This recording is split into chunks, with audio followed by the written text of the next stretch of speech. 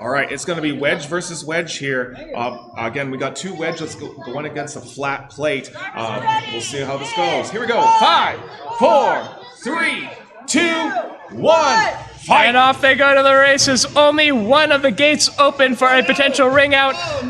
And FingerTech Kit is given the first blow, getting shoved into the arena with two wedges. As we've seen in the past, it goes a lot of the time into judges' scorecard, and every single pin counts here, Justin. Yeah, Loki right now using those spears, keeping Totally Not a FingerTech Kit at bay, keeping them, controlling the fight right now, pinning them down. Every one of those pins is going to be an issue. And again, it's actually interesting that we see right now that the size of the bot is actually a big factor here. Because of that wide frame, you can see right now Loki getting right under Totally Not a FingerTech Kit, controlling the fight, and it's really hard to move when those wheels are off the arena floor. Pin after pin coming in from Loki. We're going to need to see FingerTech Kit make some clever maneuvers here and out position to get some advantages and points on those judges' scorecards. Yeah, again, those wedge slits right now just absolutely keeping Totally Not a FingerTech Kit pinned. This is not looking good for Totally Not a FingerTech Kit pin, and the referee just asking for release after release. We do have an open barricade here, so again, it is very much possible that we can still have a knockout using that arena barricade down. It might come to a dramatic play from FingerTech Kit here, folks. Loki is currently owning the arena.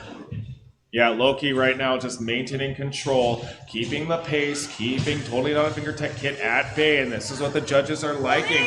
As long as you keep them at bay, they can't do anything at this point. This shows aggression, shows control for our judges. Over half of the time has counted down here, and time is running out for FingerTech Kit as they were exposed to the exit there. Ooh, that was great alignment for and in favor of Loki, about to send Totally Not a FingerTech Kit out of the arena. We've got about a minute left in this matchup. Again, just looking to take their time. Again, Loki, this match is essentially theirs if they can keep maintaining the control. But you can see right now, Totally Not a FingerTech Kit trying to get under Loki. Still having trouble, but trying to maintain the aggression. FingerTech Kit was going for a little bit of a bait there, hoping that Loki gets ambitious and might get an accidental ring out, but not happening here. Loki is focused on that win. Again, when we have two wedges battling against each other, this is a very technical matchup. We don't see a lot of damage. This comes down to control, this comes down to aggression, and that is going to be our winner here. So far, it looks like it's going to be Loki. We're coming down on the last 15 seconds here. We're gonna need to see something dramatic happen, I feel like. I don't know if this is going to be a tough decision here from our judges.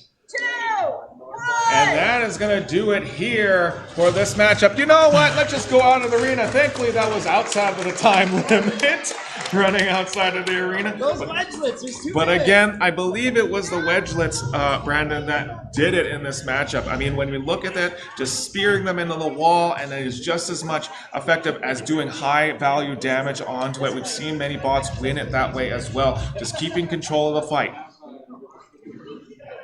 I have a feeling writing's on the wall here, folks, and I have received confirmation. Your winner by a unanimous judge decision. Give it up for Loki! And let's also make some noise for Totally Not a FingerTech Kit. That will be their last appearance in this tournament. Make some noise. Top 4 is nothing to scoff at, Justin. There was some hot competition with over 15 bots in that Antweight rookie division at the start of the event.